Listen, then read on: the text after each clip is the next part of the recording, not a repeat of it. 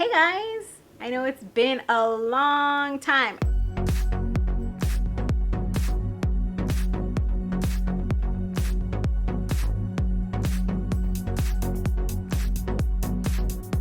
Let me update you guys on what's been happening. So my dad passed away, if you guys didn't know, July 17th of 2019.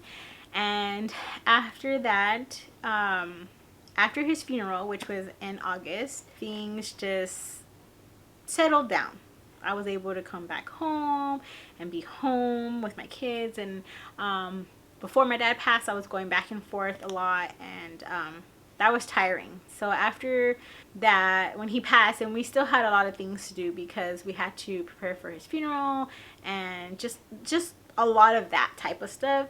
And so after the funeral, and we didn't have to think about that anymore, me and my siblings, I was home, and I still had to deal with my home life, you know, me being at home with my kids and having to still deal with that was while grieving, so that was hard.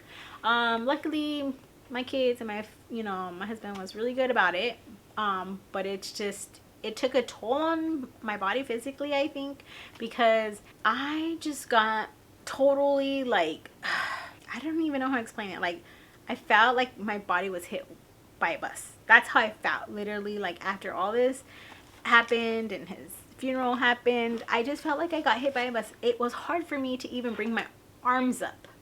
And I was so like, what is going on with me? I went to the doctor, and the doctor was just like, you're just grieving. And you must have been so tense and so like stressed out that your body just felt it, and now that you're back at home, you're able to relax a little more, and you know you should be fine. It should go away, which it did. I think it was like a week maybe after I had spoken to my doctor, it did go away, so that was good. And so then life was starting to get a little bit better. So, you know, September came around. Those were my son's birthdays, so I was busy and distracted with that. But it is kind of sad because, like, once again, my dad wasn't there. I think it was the first birthdays that I had without my dad with my kids, because my dad's always the first one who's like, will message or call or buy something. And I mean, I don't need the gifts, but when you have that one grandparent who's like really involved, and then all of a sudden it's like nothing, it's kind of, it's sad to just say, like, it's sad to realize that you don't have that anymore, or they don't have that anymore in their lives, which was hard. So that was September. See, October, I usually get distracted with October because October, I love October because of Halloween, so I get, you know, excited and I decorate. But then also it was the first October that I celebrated Dia de los Muertos, so the Day of the Dead, because of my dad. And we, you know, my kids started to watch Coco too, even more around that time. So I have decided to incorporate that into the month of October for my dad. And this past year was good because we actually put up past family members who have passed, and I haven't seen those pictures or thought about them in a while, so it was actually really good to, you know, to think about them and have them there during that time. So Thanksgiving came around after that. That was kind of a little sad because my dad wasn't here again. Once again, he was not here for Thanksgiving, and we're usually here at my house. But it was pretty good overall.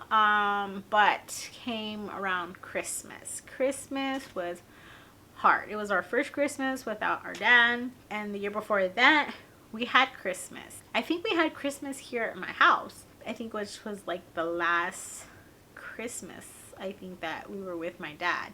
You guys, I just don't know how to express how much God works and how much timing, like the timing of everything was just like perfect.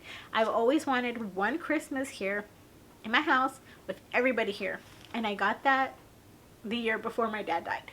So I was happy that I got that opportunity to have my family here for Christmas once for 1 year, and my dad was here, so I was happy. But for Christmas for 2019, we all knew, my brothers and sisters, we all knew that it had to be at my dad's house, and that it was just the appropriate place to celebrate Christmas. It was perfect. It was, we felt my dad's presence there. We knew he was with us, and it was everything that we needed. It was hard, but it was, you know, it was good. It was what we needed. We needed this time together to like heal. And the first time, I forgot to mention this, but the first time that we got back together since my dad passing was September for my son's birthday. I celebrated it over there with everybody. Yeah, so that was hard too, because we were used to being with each other, like seeing each other almost like every other day, to like nothing, and then getting together again after his funeral. So it was pretty emotional, but it's getting, it's weird. It's getting easy but harder at the same time.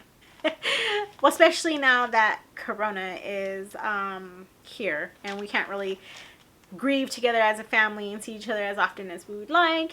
But so yeah, so once Christmas passed, we were getting better again. We were living our lives and trying to cope with not having my father. We were learning how to live our, I want to say our new lives, like almost our, not new lives, but almost, how do you, like learning how to live without a parent in your life, especially one that was just so involved in everybody's life, my life and my kids' life, and it was just there and loving, and then just gone, you know. So then at the end of January, and then that's when Kobe died. And this, I know, like, what does this have to do with my dad, right? Let me explain. When Kobe died, I wasn't as sad. I was already grieving my father's death, and that's all that mattered over anything else. But once I started talking to my siblings, and you know, how they express how much my father loved Kobe, which he, you know, he did. He liked Kobe. He liked watching the Lakers. Then it got me thinking, like, oh my God, if my dad was here, he would have totally been like, yes, one of the first ones to put a Laker flag up, to put the Laker flags on his car, and like how he probably would have been the first one to call me to let me know what happened to Kobe.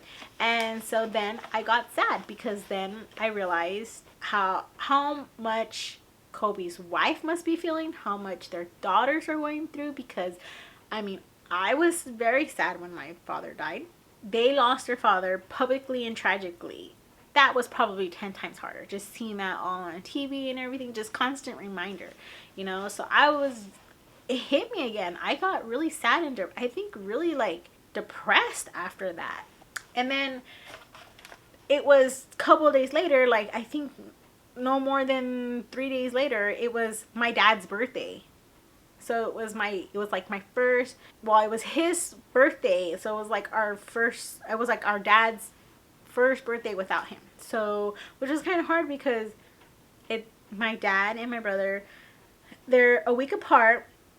Usually we'll celebrate it on Super Bowl Sunday, and we'll sing happy birthday to both of them. And we did sing happy birthday to both of them, but my dad wasn't there, and it was actually on his birthday. So which was kind of sad, you know. It was really sad for us. And then the night didn't end up great. That, you know, it didn't go as well as we would have liked and hoped for. But then we took another break, and then what happened? COVID-19 happened out of nowhere, you know. I was just like, oh my goodness.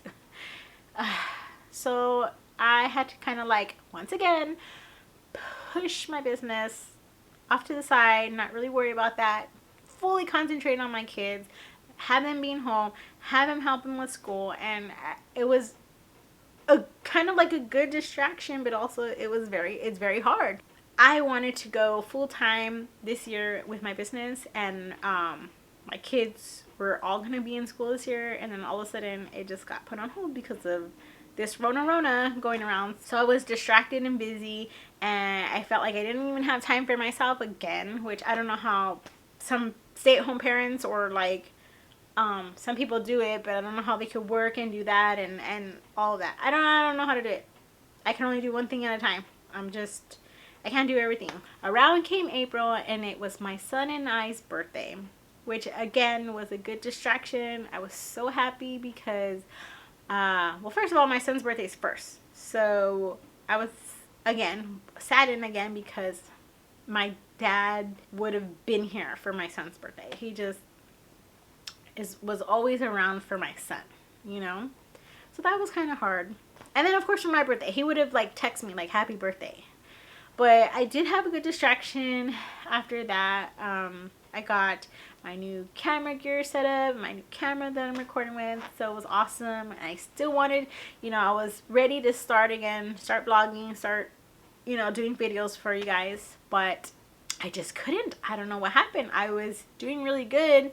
And then I just get these, like, weird emotions, these weird, like, I don't know how to explain it, guys. I go up and down so much. It might be because of my PMDD. I don't know. I just, when then that mixed with grieving, it's the stress of being home with your kids for so long. I mean, sometimes I could do like a good month at home with my kids, and then after going on like the second month of summer, and I'm kind of going a little cuckoo, but having them home for 2 months doing schooling with them, and then I have summer. Oh yeah, it's a lot. So that was April. May, we got Mother's Day, again, some time to just kind of relax.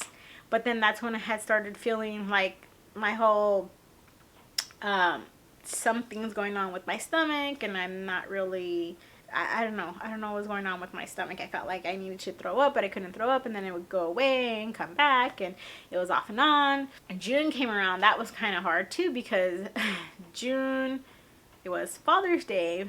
I mean, we were happy because June, I had my husband's birthday, and then it's Father's Day, but then it was like, I couldn't even really, I feel like, be too happy or enjoy my husband's birthday, because I think at that time you just think of like so many memories of what happened last year. Like, it just comes to you like out of nowhere. Like, it just, like, you just think about, oh my God, last year we did this and he was still here. And I can't believe that was a year ago. It just seemed like it was yesterday, you know? And last year, that was our last Father's Day. So that was like heartbreaking, because you don't even know, like, nobody knows when their time is up. So we didn't even know that was our last Father's Day, even though we kind of prepared that we kind of knew it was. And it was like the best Father's Day though, because, you know, my dad was sick and he was like unable to do so much, but we made a photo shoot out of that Father's Day, and all the kids and grandkids got together, and we got our last picture with my dad. So that was precious, and I was thankful that we got those pictures, because that has helped me tremendously going through this process and getting, you know, just going through my grieving. And then it was July came around, and then that also got hard too as well, because he passed away in July. And so usually July we always have our family camping trip. So it was kind of hard that what happened last year was we were camping, and then we got the call that we needed to kind of come home from our camping trip, because my dad wasn't looking too good, and he actually was in the hospital. So we went from literally leaving early from camping straight to the hospital. And then luckily we were able to go from the hospital and bring my dad home, and that's where he had passed. But this year it's weird. The 1 year anniversary is a lot. It's hard. Just, you know, it started off with 4th of July was new for us this year, because we're not trying to, you know, go out. Usually I'll go to my sister's house and, you know, we'll barbecue, and we didn't do that this year. It was totally different, and it was so horrible I want to say, because even though I did enjoy being home, it wasn't the same. Not being around my family, it's just not the same. And it's been so hard this year because of COVID-19. So it's been the worst. Usually I can go on a certain time without my family, like visiting like every weekend or something. Without them I could do like once a month, but it's been really hard for so long to try to be around my family because of the whole COVID thing. But we did go to the cemetery, but I didn't really stay or try to be around that, you know, around my family, because I don't want all of us to end up sick or anything. So we did that. But yeah, that's what has been happening so far. We are now in August, and we have decided to do distant learning. Me and my husband decided to do distant learning with our kids. My husband's working, so technically that's me who has to do it all. So yeah, I have to do distant learning with my kids, and this year, and then let's see how that's gonna go, because last year was okay a little bit. I think towards the end I was getting it, but this year it's gonna probably be a little stressful again, because I don't know if the school has decided how they're gonna do it, if they're organized and they're gonna do it. Because last year what happened was they started one thing and then they kind of switched over and did another thing, and I was just like, ugh, yeah, I just got used to this, and then now I have to learn this, and then I was getting used to that, and then school was over, so which was a good thing. But yeah, so I'm hoping kind of like maybe they stick to the same thing that they did last year toward like the last end, which was Google Classroom, because that I learned how to use it, and it was, I think, pretty good and easy to use. So I'm just hoping they could just do that and make it easier. But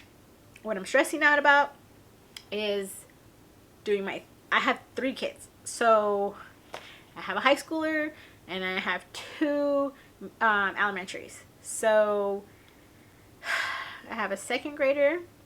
Well, he's gonna be in 2nd grade now, and then I have TK. So what I'm stressing out about is how I'm going to do the elementary. Stressing out. I know my high schooler, I mean, I feel a little bad because he's a little older. He could probably do it a little bit, like he could do it on his own a little bit, but I know he's gonna need help. So I just hope he comes to me and asks like when he needs help, because I don't want him to get behind or feel like he can't ask for help. So I'm just, you know, I'm hoping that all my children can learn, like all of them can learn off of the distant learning. I believe in myself. I know I can do it. I know teaching them would be a little fun, because I've always wanted to do that. They have the personality where they rather have somebody else teaching them besides their parents, which I'm okay with, because I'm like that. But in this situation, there's nothing we can do about it. It has to be me. I hope they can ride the roller coaster that we all have been on and just deal with it, just like how I've been having to deal with everything too in life, which it sucks for them, but it is what it is.